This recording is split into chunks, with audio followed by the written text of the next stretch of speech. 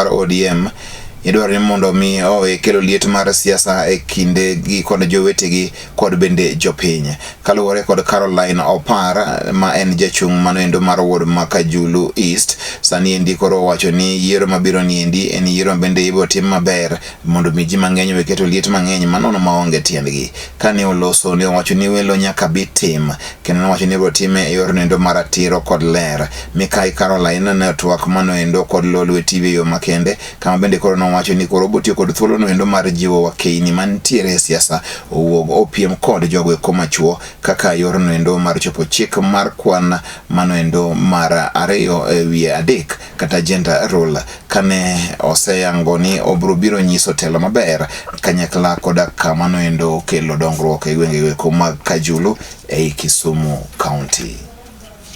Yiero ni onego bed yiero makare to gi kwe. Wach ma wachore ni jok moko osemi certificate gi jotendwa mar ODM, mano gima onge. Wawuoguru awuoga oko mondo wayier jatelo mwadwaro.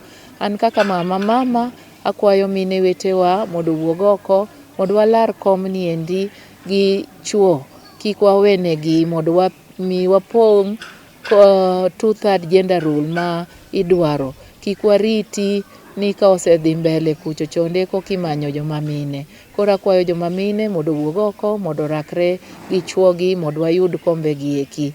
Kaka japuonj mosepuonjo kuom higni mang'eny, akwayo nyithindwa sama gitimo penj ni endi ni mondo giwe yo ma gikwalo godo penj. Gibeda mos mondo giduok penjo kaka gisebedo ka gisomo, nikech mano nyalo miyo ogolgi oko e penj makoro gibed disqualified.